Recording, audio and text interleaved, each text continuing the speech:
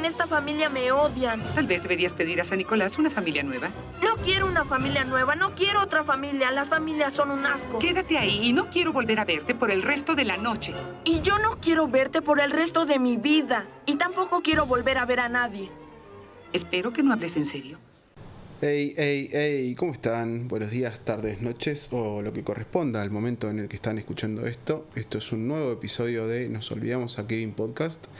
Hoy vamos a tomarnos un rato para hablar de una de mis personas favoritas, una directora que realmente valoro muchísimo, desde su apreciación cinematográfica, su forma de encarar las producciones, su visión, pero también desde el lado de sus comentarios, sus opiniones, su forma de encarar la vida, su filosofía de vida. Es una persona muy interesante y les recomiendo que la escuchen. Hace no mucho tiempo está dando algunas notas con contenido muy interesante en distintos medios, ya que está estrenando una de sus nuevas películas.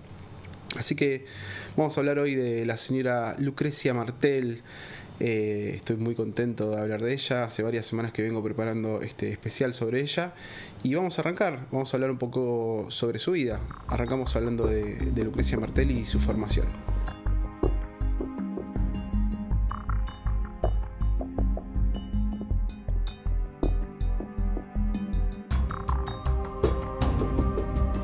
Muy bien, bueno, antes de que nada quiero hacer un pequeño disclaimer. No tengo formación académica, creo que lo mencioné en otros episodios. Simplemente mi análisis va a ser desde el amor al cine, el amor a Lucrecia, y lo poco o mucho que pueda llegar a entender sobre una obra que es súper compleja y seguramente hay gente que estudió cine o filosofía u otras cosas y la tenga muchísimo más clara, así que ojalá que esto sea un punto de partida para despertar cierto interés, buscar sobre su obra, buscar sobre la magnitud de Lucrecia en el cine nacional y la importancia que tiene en el presente y en el futuro seguramente también. Dicho esto, voy a hablar de justamente, Lucrecia nació en Salta en 1966, recientemente cumplió 59 años. Es una de las figuras centrales del nuevo cine argentino. Vamos a hablar sobre justamente el nuevo cine argentino en la proximidad. Es una directora que trabaja sobre las atmósferas, sobre la tensión social y trabaja mucho sobre la arquitectura sonora, incluso más que sobre la imagen misma. Estudió en Buenos Aires, en el ENERC, que es la Escuela Nacional de Experimentación y Realización Cinematográfica, aunque gran parte de su formación fue autodidacta. Su salto a la fama despegó en 1995 con el cortometraje El Rey Muerto, del cual vamos a hablar, que formó parte de la primera edición de Historias Breves, que este corto instaló cierta estética, el calor del norte argentino, la decadencia familiar y lo no dicho. Luego de eso tuvo la trilogía de Salta. Vamos a hablar justamente de estas tres películas, que son La Ciénaga, La Niña Santa y La Mujer sin Cabeza. Historias que exploran la subjetividad, el deseo reprimido, las diferencias sociales, el entramado social y demás. Así que nada, hoy lo vamos a hablar. Después comentarles también que es considerada una de las mejores directoras del siglo XXI por la crítica internacional, no solamente en Argentina, sino en todo el mundo. En 2019 fue la presidenta del jurado en el Festival de Venecia. La primera argentina que ocupó ese lugar tan privilegiado, y que su anteúltima obra Sama de 2017 fue aclamada mundialmente como una de las mejores adaptaciones literarias, ya que está basada en una novela de Antonio Di Benedetto. Dicho esto, vamos a dar comienzo a un capítulo que seguramente sea bastante largo, pero los invito a que lo revisemos juntos. Vamos a hablar de El Rey Muerto.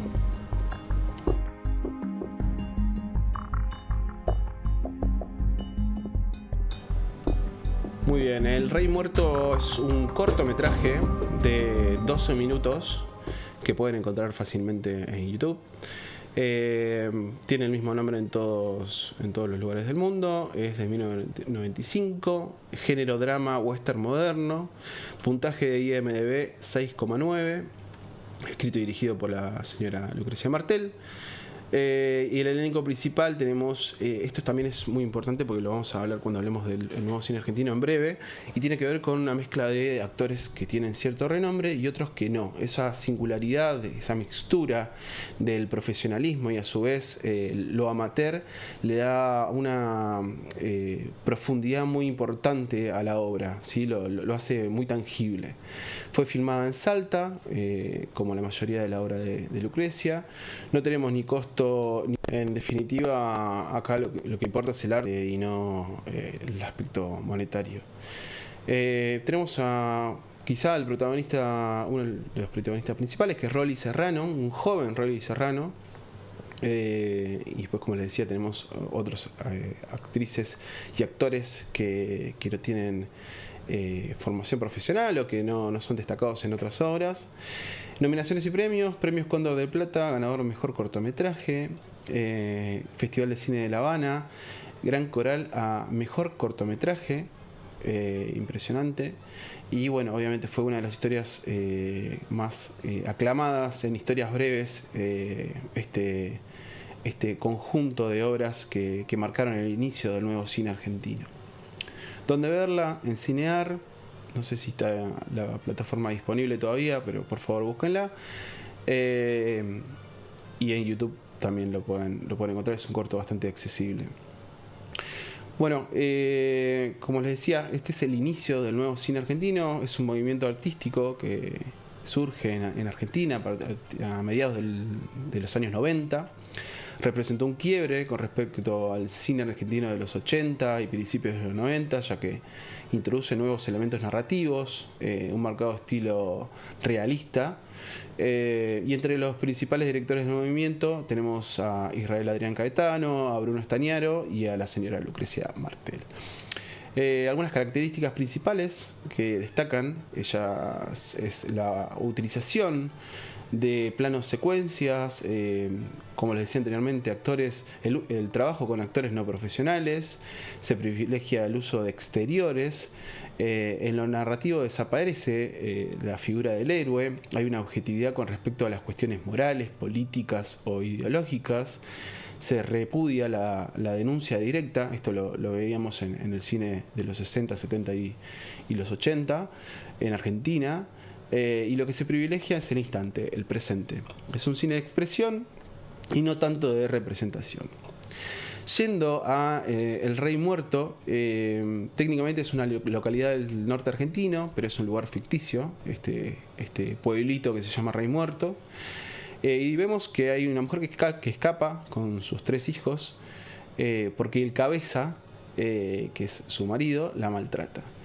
Todo el mundo la ve irse y finalmente el cabeza se entera y sale a la casa. Justamente tenemos una escena de unos 15 segundos que es muy dinámica, donde vemos al cabeza cazando aves. Es simplemente increíble, es como realmente un videoclip. Es un tipo que se nota que disfruta de lo morboso, así, de la carnicería. El cabeza es un termo, da asco, da vergüenza. Este joven Rolly Serrano hace un gran personaje. Los planos son realmente una obra de arte, un buen inicio para Lucrecia en su cinematografía. Acompañamos a Juana, que es la protagonista, con sus hijos, y queremos que le vaya bien, porque esta basura de persona que tiene como marido está lisa y llanamente a su casa.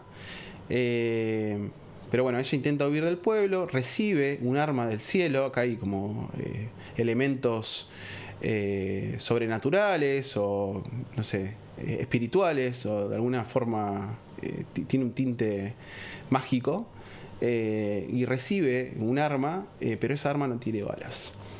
Y cuando el cabeza la enfrenta, justo cuando está a punto de subirse al bondi y de irse, la amenaza, y en el afán de enfrentarla, esta arma que no tenía balas, el cabeza se clava el cañón en un ojo. Y aparte, o sea, de mal tipo, es estúpido, básicamente.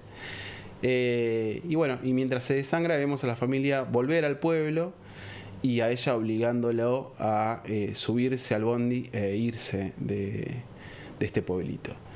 No hay mucho más que eso, es una historia breve de 12 minutos que nos invita a revisar de una forma bastante pintoresca y entre divertida, grotesca y demás.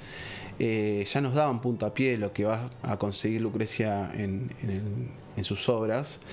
Así que nada, si quieren arrancar con Lucrecia Martel, 12 minutos invertidos en una obra que realmente llama la atención desde lo visual, desde obviamente lo sonoro como siempre, con buenas actuaciones. La verdad que vale la pena, es fácil de conseguir, así que los invito a buscar El Rey Muerto en YouTube.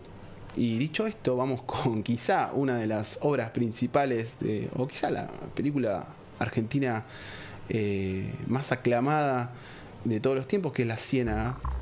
Vamos a hablar de La Ciénaga de Lucrecia Martel.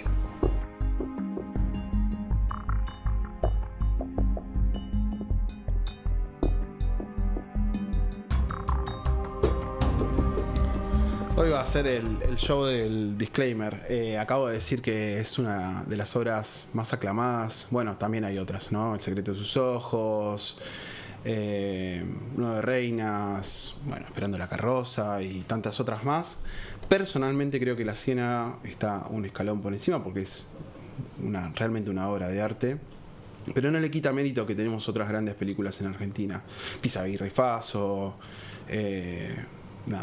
cientos de películas. Los invito, quizá este capítulo es una invitación también a que empecemos a revisar un poco más el cine argentino. Personalmente no le doy mucha pelota, pero hay cosas muy interesantes.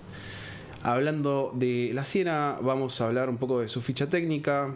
La Ciénaga se conoció en el mundo con este nombre. Es una película del año 2001. Género, drama, suspenso psicológico. Duración 103 minutos, ¿sí? poco más de hora y media. Puntaje IMDb 6,9. Tenemos un elenco principal. Vamos a mencionar a quizá las personas más conocidas de este elenco. Tenemos a Graciela Borges, que hace de Mecha. Mercedes Morán, que es una actriz fetiche para Lucrecia, que hace de Tali, ¿sí? La prima de Mecha. Y bueno, tenemos a Leonora Balcarce y otros actores y actrices más. Fue filmada obviamente en la ciudad de Salta y en alrededores también de Salta. Costó aproximadamente 1,4 millones de dólares y recaudó 2,2 millones de dólares a nivel mundial. Breve repaso sobre la filmografía de Martel. Como dijimos, en el 95 arrancó con El Rey Muerto, que es un corto. 2001 tenemos La Ciénaga. 2004 tenemos La Niña Santa. 2008 La Mujer sin Cabeza. Y 9 años después, en 2017, hace Sama, gran película, pero hoy no vamos a hablar de esa. Y un documental en 2021 que se llama Terminal Norte. Actualmente Lucrecia está lanzando Nuestra Tierra, que es su nueva película, y la está estrenando en distintos cines, así que los invito a ir a verla. Lo tengo pendiente, pero seguramente en los próximos días vaya a verla. Pero bueno, nada, todo lo que ella haga va a ser súper relevante y entretenido para ir a ver. Vamos a ver las nominaciones y premios ganados. En el Festival Internacional de Berlín ganó el premio al Oso de Plata, a la mejor ópera prima. Premios Cóndor de Plata, ganadora mejor película, mejor ópera prima, mejor actriz para Graciela Borges y mejor fotografía. En el Festival de Cine de La Habana, ganadora mejor director, mejor actriz para Graciela Borges y mejor sonido. Y en Sundance Film Festival, el premio al mejor guión. ¿Dónde encontrar esta película? La pueden encontrar en Disney Plus, la pueden encontrar en Movie y en Cinear. Y si mal no recuerdo, también está en Prime Video, así que es muy de fácil acceso. Vamos a la película en sí. Estamos en Salta, estamos en el monte. El ambiente es húmedo y denso, muy denso. Los adultos y los pibes no comparten actividades, cada uno está haciendo rancho aparte. Y los adultos se emborrachan al borde de una piscina, ¿sí? Están el movimiento de cámara que tambalea nos muestra un poco esa borrachera. El personaje de Graciela Borges, que es Mecha, cae borracha, se lastima con unas copas, pero a nadie de estos adultos parece importarle. Nadie reacciona mucho, pero sí reaccionan los niños / adolescentes y la servidumbre. Entonces la ayudan, se larga un aguacero, también es algo muy presente el tema de la lluvia como elemento purificador y muy habitual en el norte argentino. Y en medio de un aguacero, estos pibes las llevan a atenderse a la ciudad, a Mecha. Isabel, ya tenemos uno de los personajes principales, que es Isabel, que es una de las sirvientas. A pesar de lo miserable que es su patrona, la ayuda de igual manera. Y se banca realmente cosas que no encajan, como que en el medio de que le están ayudando la indagan sobre robar cosas, supuestamente se había robado unas toallas y demás, como que esto es muy patético, realmente una persona que está tratando de ayudarte, que la trate de esa forma. El marido de Mecha, que es Gregorio, es un asco, es un tipo que está embriagado, que es incompetente, que no le interesa obviamente su familia, está como confortablemente adormecido. Bueno, dada esta situación, cambiamos de ámbito, estamos ya en la ciudad. Aparece Tali, que es Mercedes Morán, que es la prima de Mecha, y Tali está lidiando con sus hijos, que entre revoltosos e imprudentes siempre están al borde de lastimarse, constantemente al borde de la muerte. Y en este interín, efectivamente, uno de los pibes se lastima, que es Luciano, así que tienen que salir de raje para el hospital. Ya empezamos a notar que la ciénaga es un ejercicio de construcción de tensión, ¿sí? que nunca termina mucho de explotar. Como que esa lluvia que se avecina pero nunca se larga, nos mantiene tensos todo el tiempo. Es igualmente de atrapante que de angustiante. Cambiamos nuevamente de ambiente, conocemos a José, que es el hijo de Mecha. Se entera que su madre se lastimó. José parece estar en Buenos Aires, así que cuando se entera que su madre está herida, lo toma como una excelente excusa para salir de lo que parece una relación atosigante con, no sabemos si es una socia de Mecha, una amiga, una proveedora o algo por el estilo. Nada, José es medio un tiro al aire y lo vamos a ver más adelante, pero nada, lo conocemos de esta forma y conocemos que tiene una relación bastante compleja con su pareja. Volvemos al hospital, estamos en un precario hospital, un hospital que no tiene luz. Conocemos también a Verónica, que es justamente quien le avisó a José que está herida a su madre, y empiezan a tener cierta conversación con Tali. Tali reniega de las criaturas. Hay algo muy pintoresco y típico quizá de nuestras infancias, que los nenes son súper pesados y le preguntan: ¿qué pasó, mami? ¿Qué pasó? Y ella le responde como puede responder cualquier mamá: lo que pasó es que me tienen que hacer caso, háganme caso cuando les digo. Es muy gracioso, es muy pintoresco y real. Son situaciones que tranquilamente pueden formar parte de cualquier familia latinoamericana. Bueno, y ahí es donde se encuentra algo de la poesía de este relato, que aparentemente es mundano, aunque muy pintoresco, y es este encanto especial. Vamos a ver la película y a entender estos códigos, el lenguaje y la sencillez, y nos invita a ser parte, porque todos en algún momento de nuestra vida estuvimos en una situación semejante en la cual un pariente adulto nos cagó a pedos por alguna cagada que estábamos haciendo, sea madre, abuela, tía o quien sea, o padre o lo que sea. Y hemos escuchado cosas como: no hay que hablar de estas cosas delante de los chicos, que también escuchamos decir a Tali y a su pareja. Ya a esta altura de la película vemos que la película es especial, ¿sí? Que Lucrecia construye algo tan tangible y difícil de mostrar en una pantalla, lo convierte realmente en una directora histórica, y voy a mencionar mucho de esto. Lucrecia Martel es histórica. Vuelvo a la historia. José ya está en la casa, ya está en Salta. Vemos una relación bastante cómplice con Momi, que es una de las chicas de la familia, que tiene 15 años, que está muy cerca de Isabel, que es justamente esta empleada que mencionaba al principio, que es, aparte de su empleada, su mejor amiga, está muy cercanas en edad. Y esta chica Momi está muy atenta a todo lo que pasa en la casa. Es una piba que despierta algún interés, ya que se está convirtiendo en mujer. Físicamente se está convirtiendo en mujer, porque mentalmente es una niñata. Isabel, esta criada, se va al carnaval con su novio, el perro. Vemos que ya Mecha está un poco más recuperada. Gregorio sigue sin hacer mucho. Como dice el novio de Tali, este tipo siempre fue un inútil. Gregorio es un tremendo inútil.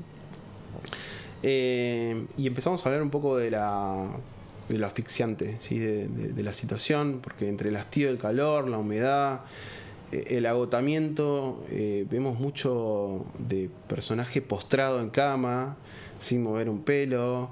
La pileta está sucia, el ambiente también está sucio. Vemos como la caída de lo que fue una familia pudiente en una situación que es de hastío, de dejadez, de absolutamente apatía. Dentro de estas situaciones hay algunos de los pibes, de estos niñatos que son o los hijos de Mecha o los hijos de Tali, que se van de excursión al monte. Encuentran una vaca atorada en la ciénaga y en un acto de piedad la matan. Pero bueno, acá quizá lo más destacable es el peligro constante de esta película, que son niños portando armas.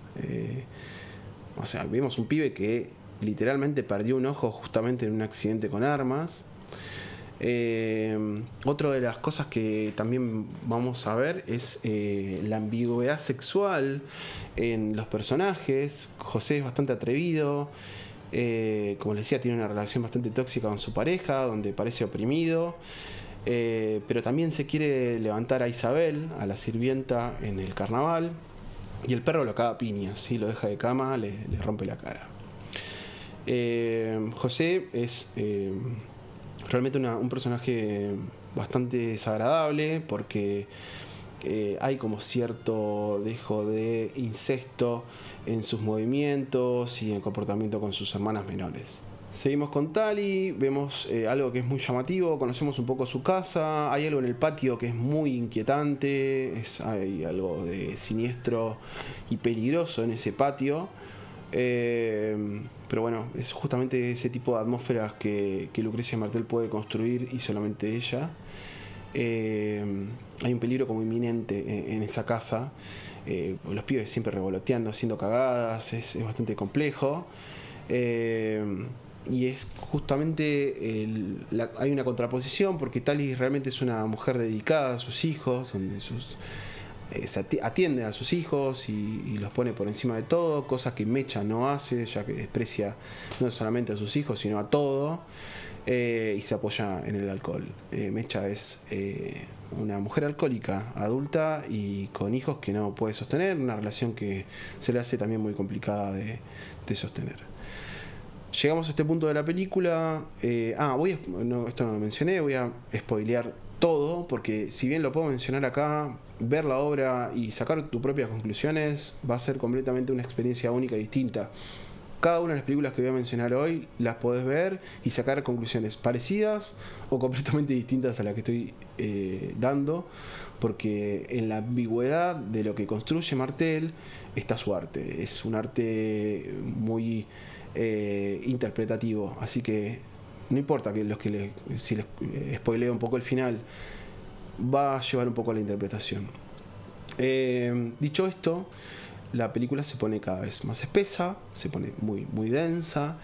Hay como unos quiebres de querer salir de esa situación, porque Mercedes, que es la pareja de José, se ve tentada a viajar y a estar con la familia. Esto finalmente no sucede y bueno, es razón suficiente como para que José se sienta libre. Es realmente atosigante este tipo de relación que tienen. José se convierte en un niño cuando está con sus hermanas pequeñas, especialmente con Verónica y con Mommy. Y como les decía, hay algo muy incestuoso en esta relación que es incómodo y tenso. Es todo bastante desagradable, peligroso, denso. Esa es la construcción de la ciénaga. El personaje de Graciela Borges, que es Mecha, es la dueña. No sabemos bien cómo consiguió este estatus, pero la casona donde viven es de ella. Gregorio es un mueble más de su casa. Y en un momento le propone que se vaya a vivir al cuartito del fondo. Y lo hace, ¿sí? Acata. Es uno de los pocos que acata porque nadie le da mucha pelota a esta dueña. Intuyo que heredó la fortuna que tiene de su difunta madre, por algunos comentarios de la película, que murió aislada en su habitación por elección propia. De hecho, Mommy en un momento le dice: vas a morir como la abuela encerrada en tu cuarto. Hay bastante violencia, obviamente, en estos comentarios y en este feedback que tiene la propia familia. Hay algo muy curioso que es que justamente Mecha, si bien es la dueña, como les decía, nadie le da mucha bola, nadie le atiende el teléfono, literalmente nadie le atiende el teléfono. Tenemos varias escenas donde suena el teléfono y ella se vuelve loca porque nadie le hace caso y atiende el teléfono. Y ahí entendemos un poco que en esta interacción, donde ella tiene comentarios horrendos sobre la servidumbre, pues las trata de negras, de inútiles, de basura. Vemos que hay un estatus que o lo está perdiendo o ya lo perdió. Es signo de algo que no la atiendan el teléfono, no es una simple casualidad. Parece que la historia de la madre de Mecha se repite en ella. Parece que entran en un loop que es interminable, que es justamente un pantano o una ciénaga donde no pueden salir. Mecha y Tali iban a viajar a Bolivia, iban a comprar hacer unas compras, pero ese viaje se trunca, lo que también podía hacer una vía de escape, un cambio de composición en la dinámica familiar. No sucede ni el viaje de Mercedes a Salta, ni el viaje de Tali y Mecha a Bolivia, ninguno, no hay escapatoria. Eso es lo que tiene la película. La película como que te da cierto punto donde vos decís, bueno, acá va a decantar la presión por algún lado y cambiar la dinámica. No sucede. Todo se mantiene en un status quo que es muy podrido. Vamos a hablar un poco de qué es una ciénaga, porque es maravilloso el uso del título, porque nos resume perfectamente la dinámica de esta familia. Y una ciénaga es un tipo de ecosistema acuático caracterizado por ser una zona de aguas estancadas o de flujo lento. Y esta familia está estancada, está sin rumbo, parece no tener salvación, parece esperar algo que pase, pero nada pasa y nada pasará. Sentís que la película podría durar 8 horas y el resultado será el mismo. Y como vimos en las normativas del nuevo cine argentino, esta película no se resuelve explícitamente, pero sí se resuelve. Como les decía anteriormente, es como esa amenaza de la lluvia, pero finalmente no llueve. Pero bueno, o no vemos esa lluvia, pero durante toda la película esperamos una tragedia y finalmente sucede esta tragedia. Y Luciano, que es uno de los hijos de Tali, que está jugueteando durante toda la película con el subirse una escalera para ver a uno de los perros del vecino, cae de la escalera y muere en el patio. Él solamente quería ver por encima de la medianera y nada, perdió la vida. Vemos una última escena, estamos hablando de los últimos minutos de la película, donde los protagonistas, si bien están apesadumbrados, se los ve medianamente conmovidos por este hecho que no se menciona explícitamente. Nadie dice Luciano murió, pero sabemos que sucede porque obviamente vemos el cuerpo del pibe en el patio, un silencio absoluto, pero bueno, es como algo que era inevitable, sí, que no era incorregible. Pero bueno, acá lo importante de esta tragedia es que, si bien es una tragedia que le podría pasar a esta familia y otras más, la tragedia es parte de ellos, ¿sí? Ellos mismos son la tragedia. En la escena final vemos a Verónica y a Mommy. Verónica le pregunta ¿dónde fuiste? Y Mommy le dice fui donde se aparece la Virgen, pero no vi nada. Y ahí notamos y termina la película, notamos que el desamparo es absoluto, que Dios le ha soltado la mano a esta familia, que eligió su propio camino del desmembramiento, que optó por la comodidad de la burguesía acomodada para transitar y morir. Y vemos que la Ciénaga es, entre muchas otras cosas, una invitación a quienes nos sentimos afortunados por tener algo, lo que sea, de explotarlo al máximo. Es una invitación a vivir y no simplemente a sobrevivir. En la crítica a esta familia, que es, como les digo, tácita, no es explícita, sino lo vemos en sus comportamientos, en sus dinámicas, notamos que si nosotros percibimos que tenemos algo de valor en nuestra vida, lo que sea, talento, familia, amor, lo que sea, hay que cuidarlo, hay que alimentarlo y hay que construirlo.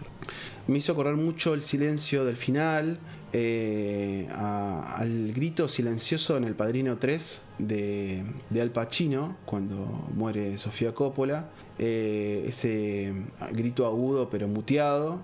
Es un silencio que juega con cierta purga después de tanta tensión y densidad, pero también es un ciclo que se reinicia, y es poesía pura.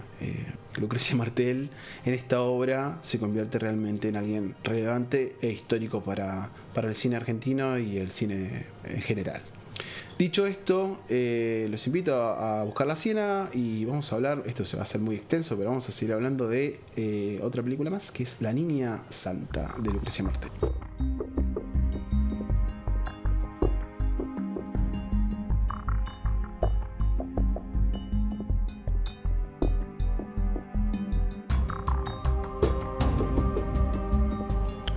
Ok, 3 años después, en el año 2004, Lucrecia Martel saca La Niña Santa, género drama, suspenso psicológico, coming of age, ¿sí?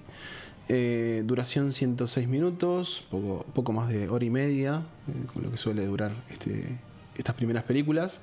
Puntaje en IMDb 6,6.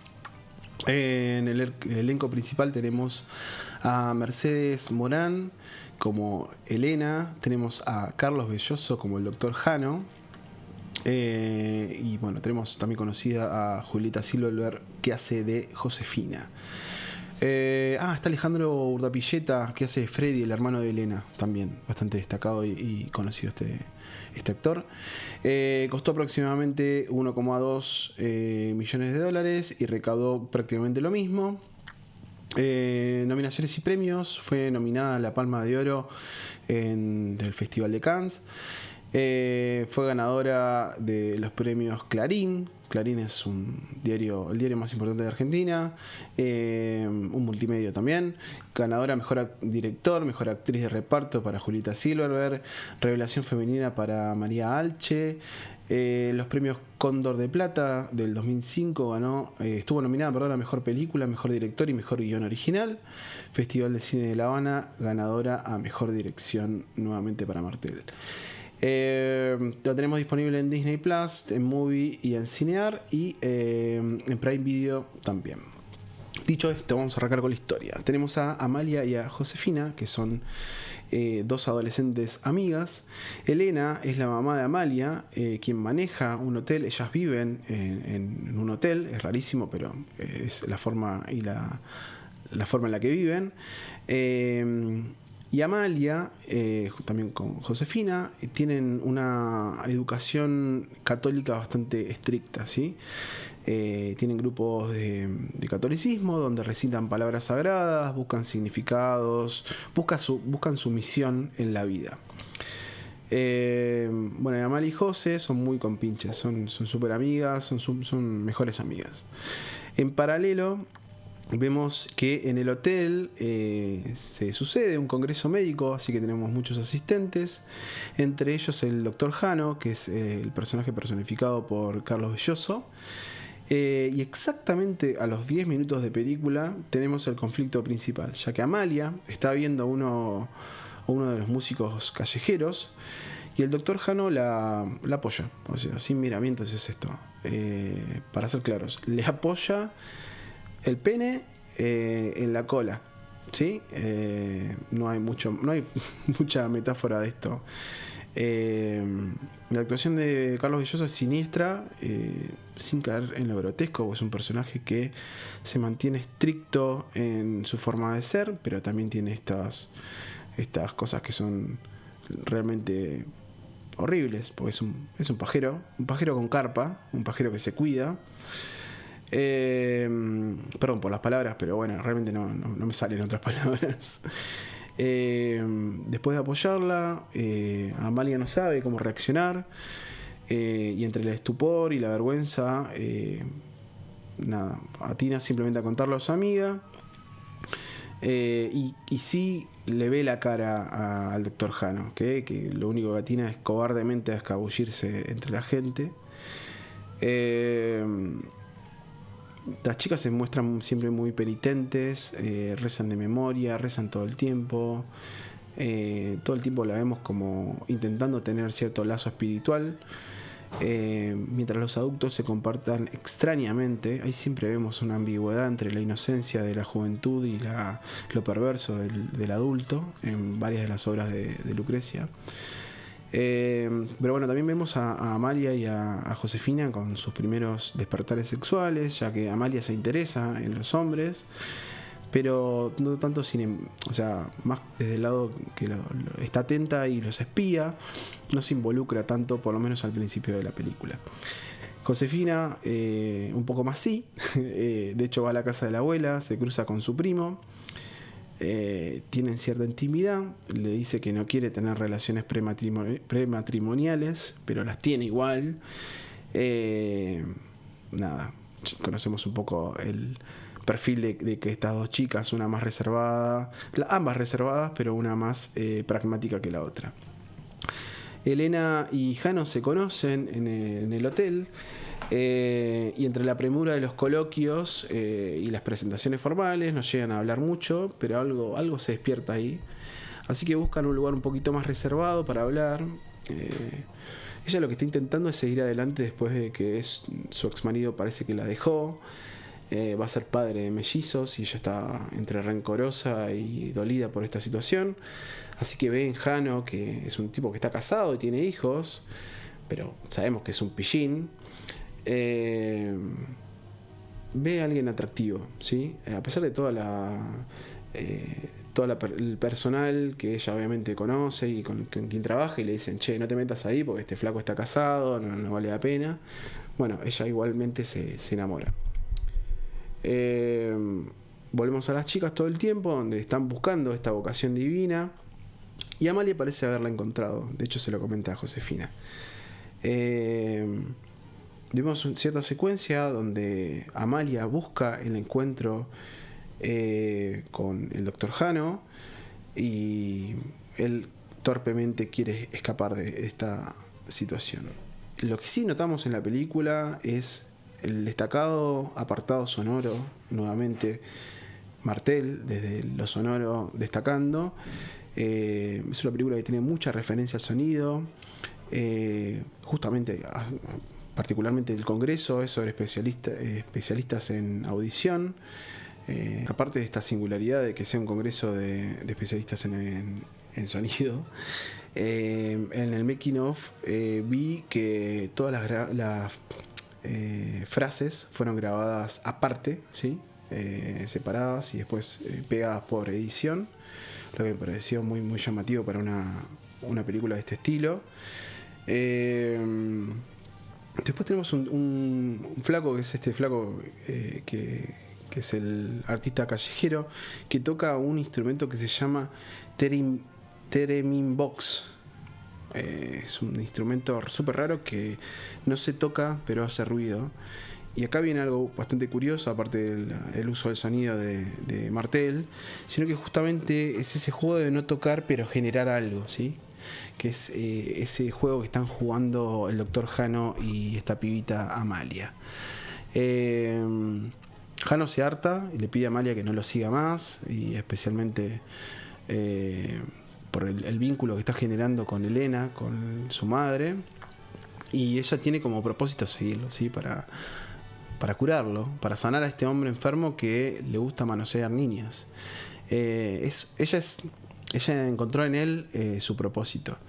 Dios la eligió para que sane a Jano, o es justamente lo que ella entiende. Y Jano es pragmático, no quiere que la siga, no quiere tener que ver con ella, porque como les decía, Elena le interesa sentimentalmente, y por otro lado teme quedar como un pajero con sus colegas, está muy expuesto, pero bueno, si volvemos para atrás, eso no le impidió, no lo limitó a meterle mano a esta nena.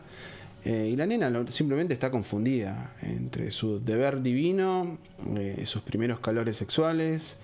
Acá la responsabilidad es obviamente del adulto, y vuelvo a lo que mencionaba anteriormente. Vemos adultos muy corroídos, muy corruptos, muy rotos, y vemos a niños muy, muy inocentes, en la ambigüedad de estos personajes que vimos en La Ciénaga y acá también en La Niña Santa.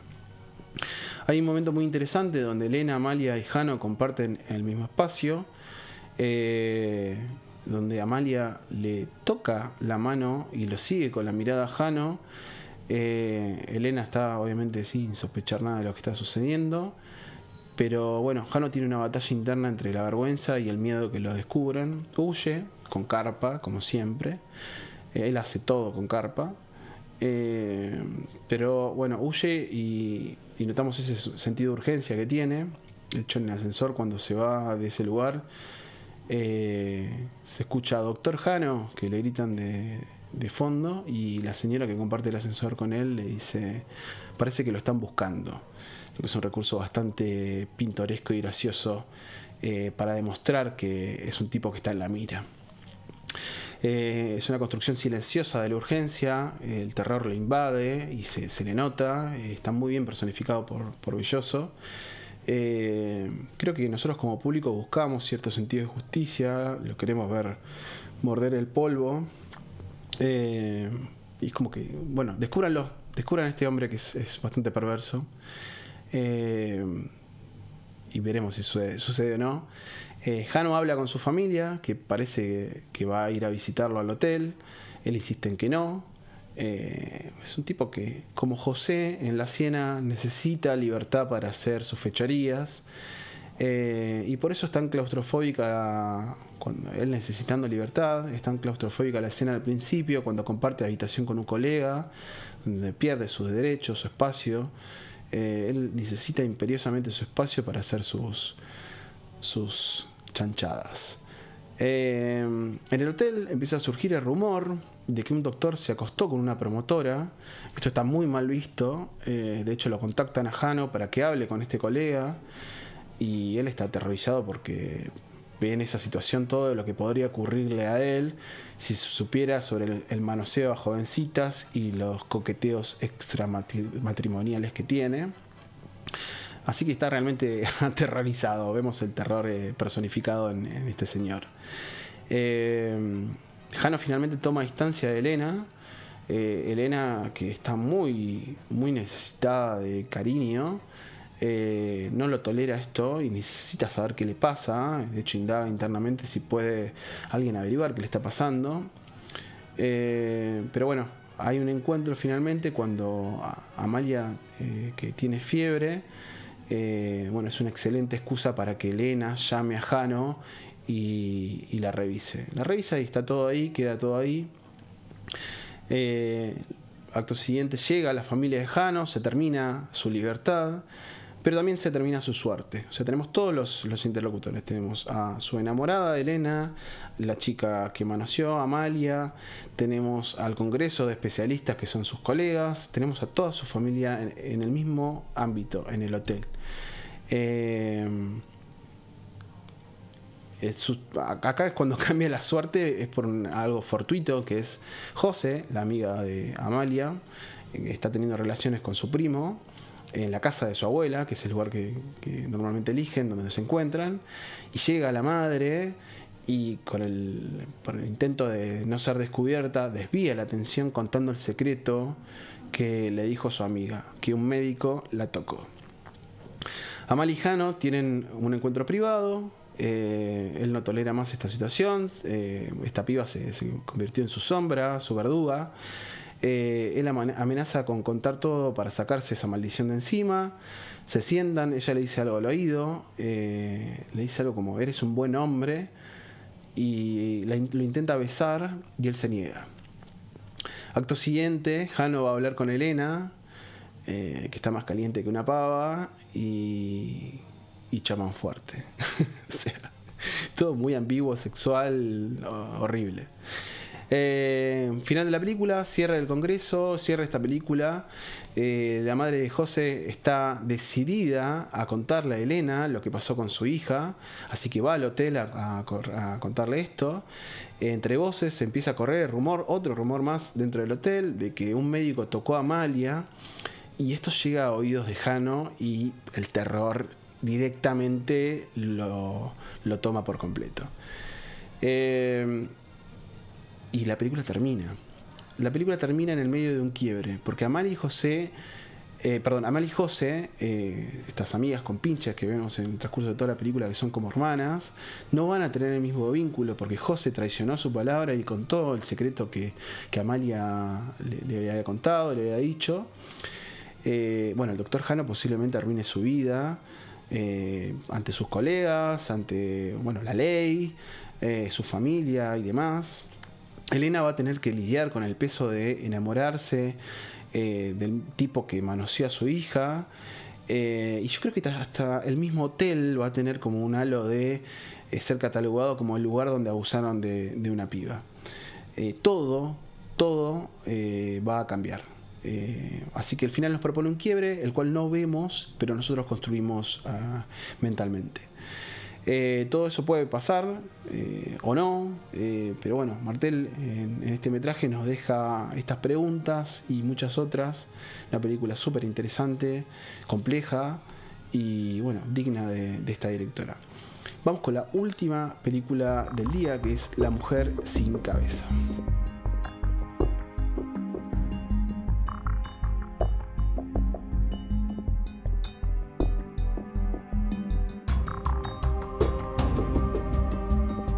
Este va a ser el capítulo más largo, pero vale la pena. Volvemos a hacer un reconto. 2001, La Cena. 2004, La Niña Santa. 2008, La Mujer sin Cabeza. Tiene el mismo título en todo el mundo, salvo en España, que le pusieron La Mujer Rubia.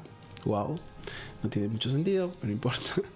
Género, drama, suspenso psicológico, misterio. Duración 87 minutos, casi una hora y media. Puntaje en IMDb 6,7.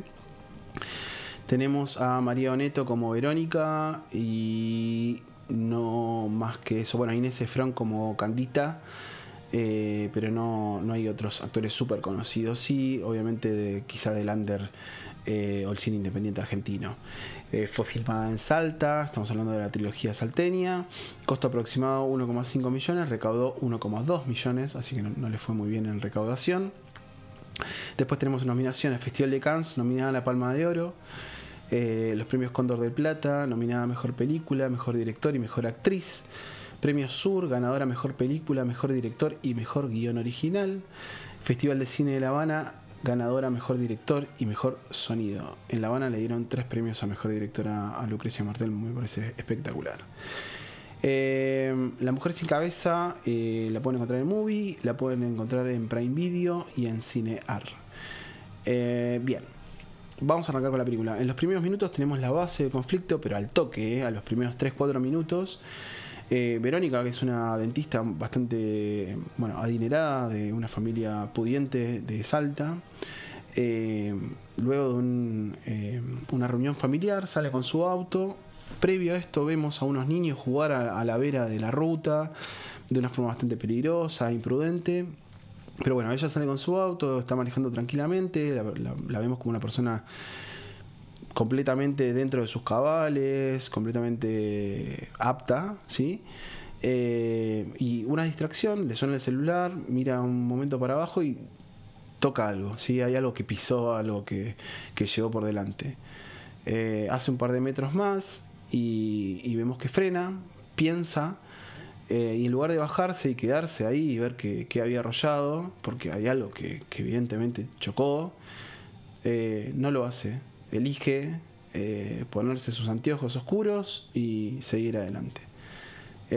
Como que la vida sigue adelante a pesar de esa tragedia. Es muy curioso porque acá empieza la ambigüedad. ¿Mató un perro? ¿Mató un nene? No lo sabemos.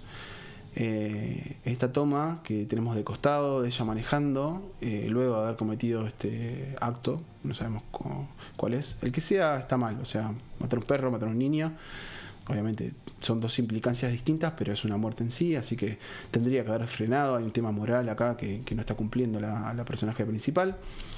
Hay algo muy curioso que vemos unas manitos en el vídeo que son, creo que, de sus sobrinos. Y acá ya empieza a dejarnos pensando si realmente chocó un perro, chocó un pibe, qué es lo que pasó en esta secuencia. Nosotros vemos algo muy parecido a un perro cuando ella sale con el auto tirado ahí a la vera de la ruta, pero no sabemos bien si era un perro, si no, o si es parte de su imaginación o parte de la realidad. Acá lo importante es que Lucrecia Martel en 5 minutos nos inventa una historia espectacular y nos mete lleno en algo que es atrapante. Bueno, Verónica, que es nuestra actriz principal, se hace unos estudios médicos en su cabeza, lo que nos da a entender que hay algún tipo de daño matriz que puede llegar a tener, no sé, alucinaciones o comportamientos erráticos. En estas primeras escenas vemos cortes muy abruptos. Ella parece estar durmiendo, después de repente amanece, no sabemos bien la temporalidad de la película, se muestra bastante apática, atiende el teléfono y no habla, no dialoga con su círculo íntimo, no dialoga con su servidumbre, no dialoga con nadie, no habla con nadie, parece olvidadiza, parece que tiene realmente un problema en la cabeza a esta altura. En paralelo, Verónica es una persona amparada dentro del círculo familiar, Dios, patria y familia, pero es infiel, lo que también nos muestra esta ambigüedad de los personajes que es muy típica de Lucrecia Martel. No hay héroes acá, sino que hay personas reales, personas que tienen cosas buenas, malas, y que pueden ser maravillosas o simplemente tétricas. Nosotros vamos a construir lo que significan estos personajes por nosotros mismos. Por eso les digo que quizá no sea relevante que yo spoilee la historia, porque en la construcción cada uno hace una historia distinta. Luego de todos estos vaivenes de no sabemos si está bien de la cabeza o no, ella se mantiene cómodamente dentro de este entorno familiar, especialmente masculino, que la protege. Y ya a esta altura, que vamos 15 minutos de película, 20 no mucho, nos damos cuenta de que va a ser una película inconclusa, que no vamos a tener la certeza de si está todo lo que está pasando, todo lo que pasó, está dentro de su cabeza o realmente pasa. El inicio de la película es bastante oscura, tiene planos muy oscuros, porque bueno, justamente estamos conviviendo en la oscuridad de su mente. Bueno, conocemos a su hermana Josefina, que la acompaña a hacer varias tareas que son muy unidas. Aparece el personaje de Candita. Candita es su sobrina, es una chica homosexual que es tratada por su familia como una enferma porque está, bueno, aislada y reprimida. Acá también hay otra lectura de cómo las personas con elecciones distintas fuera de cierto círculo protegido, ¿sí?, de tradicionalista, son consideradas enfermas. Y contrasta mucho Candita con la figura de Verónica, ya que es, como les decía, apañada por el patriarcado o este círculo principalmente dominado por hombres. Transcurre la peli con algunas vacilaciones, no sabemos si es real o no es real, distintos planos donde nos hacen pensar, bueno, esto sucede, pero lo que más se construye es la angustia de Verónica y no poder entender qué es lo que pasó ni cómo reaccionó. Así que en un momento decide confesar en su entorno que lo dice explícitamente: maté a alguien en la ruta. Esto primero se lo dice a su pareja, con quien se apoya para revisar, para confirmar si lo sucedido fue real. Así que nada, van a la ruta. Él dice: pero hay un perro ahí. No, bueno, ya está, no pasa nada.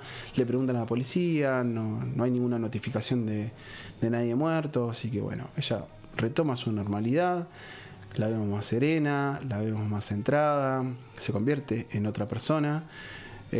Acá la amplitud actoral de María Oneto es increíble, porque pasa de ser una persona apagada, triste, dubitativa, angustiada, a una persona viva, iluminada, que es atrapante, vivaz, que es real, que está ahí viviendo. Pasan los días y en un vivero se escucha un dato que un poco la perturba, y el dueño del vivero dice: me está faltando un chango para ayudarme, no está viniendo. Acto seguido ven un control policial en la ruta, es un accidente, un supuesto accidente. Dicen que hay algo que está obstruyendo el caudal del canal y que puede ser una persona. Así que Verónica vuelve a su preocupación inicial y se empieza a apagar de a poco. Es solo una sospecha hasta que Martel nuevamente y fuera de cámara resuelve los hechos. Ella se entera por el diario, nunca leemos ese diario, pero sí entendemos que ella lo interpreta, que un chico se ahogó en el canal, pero no nos enteramos cuándo lo lee, sino cuando, escenas más adelante, se lo comenta a Candita, a su sobrina. Y esta vez el escoletazo de miedo y angustia es menor, la vemos un poco más plantada, menos choqueada, como más queriendo superar justamente lo que hizo en la primera escena. Se pone sus gafas y sigue su vida. La preocupación que tiene, va nuevamente a hacerse estudios a la clínica y de vuelta, como al principio de la película, se escapa. Entonces acá lo que entendemos es que ella no quiere saber la verdad, escapa a la verdad, porque puede que no tenga nada en su cabeza, y si fuera así el caso, ella es una persona cobarde y miserable y no quiere saberlo. Quiere mantener el status quo. Acá lo único que no va a cambiar va a ser el deterioro, porque esta persona va a seguir siendo cada vez peor persona. Incluso va a deteriorar su capacidad cognitiva, porque también vemos que su madre tiene problemas de Alzheimer, lo que posiblemente ella herede. Pero bueno, esto también entra un poco en el juego de la dualidad de que si pasa o no pasa, si hay una enfermedad o no. Para mí es una película que habla de nosotros como nuestro peor enemigo, del deterioro del cuerpo, de los fantasmas. Es una película persecutoria, angustiante, asfixiante. Te persigue en el mal sentido. ¿Viste cuando la angustia te atrapa el pecho y no te suelta? Cuando respiras cortito. Bueno, así. Por otro lado, la película también nos muestra mucho de las diferencias de clase, principalmente en el norte argentino.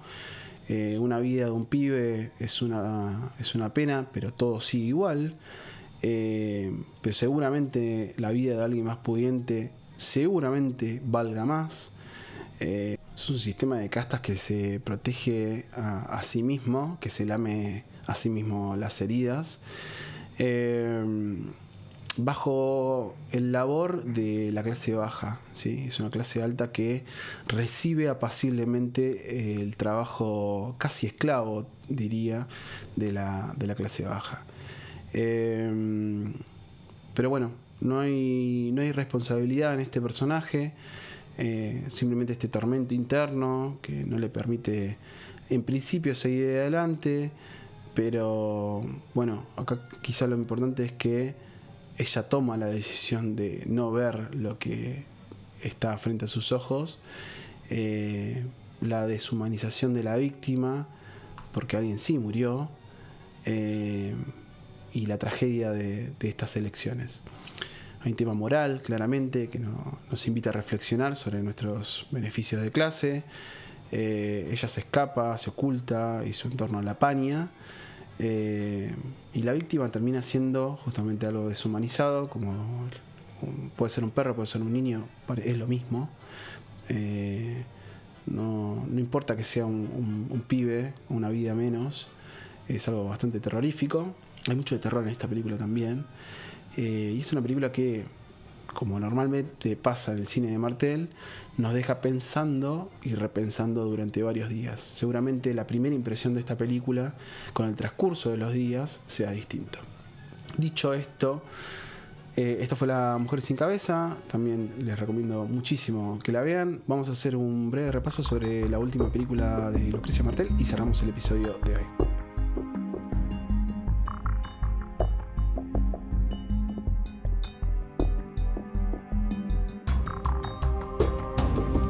Nuestra Tierra es una película documental de Lucrecia Martel que acaba de sacar, estamos en marzo de 2026. Es una película que le llevó varios años, más de una década de años de investigación. Reconstruye el asesinato de Javier Chocobar, líder de la comunidad indígena Chuchacasta en Tucumán. Este asesinato ocurrió en 2009 a manos de un empresario minero y 2 ex policías durante un intento de desalojo.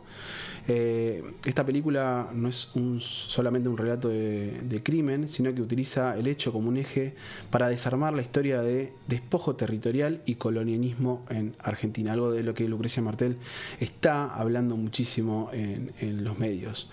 Y bueno, en esta película documental, Lucrecia combina testimonios de la comunidad, registros del juicio, que tardó casi 10 años en llegar, y una profunda reflexión sobre la invisibilización de los pueblos originarios en la narrativa oficial del país. Esto es algo de lo que habló particularmente en la entrevista que tuvo en Gelatina con Pepe Rosenblatt las últimas semanas. Así que bueno, los invito a ir a ver esta película, seguramente yo lo haga en los próximos días, y los invito a repasar la obra de esta excelente directora, personalidad diría ya de nuestra patria, alguien súper interesante para escuchar, con mucha claridad, con mucha verdad en lo que dice, en cómo lo dice, y realmente alguien que vale la pena en este momento de tanta pudredumbre, de tanta escasez intelectual, de tanta chabacanería. Escuchar a alguien que tiene algo para decir y de la forma en que lo dice ella, tanto sea con sus películas como en las entrevistas que tiene o en sus participaciones, vale la pena. O sea, Lucrecia Martel es una persona que vale la pena. Este fue mi análisis sobre principalmente la mayor parte de su obra.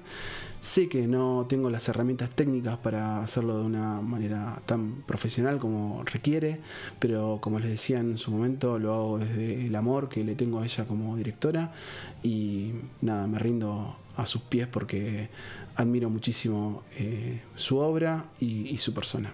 Así que muchísimas gracias, Lucrecia. Este es el final de Nos Olvidamos Aquí en Podcast. Muchísimas gracias. Nos escuchamos la semana próxima. Chau, chau. Kevin no está. Kevin no está. Kevin no está. Kevin no está. Kevin no está. Kevin no está. Kevin no está. Kevin no está. ¡Tosti! ¿Qué?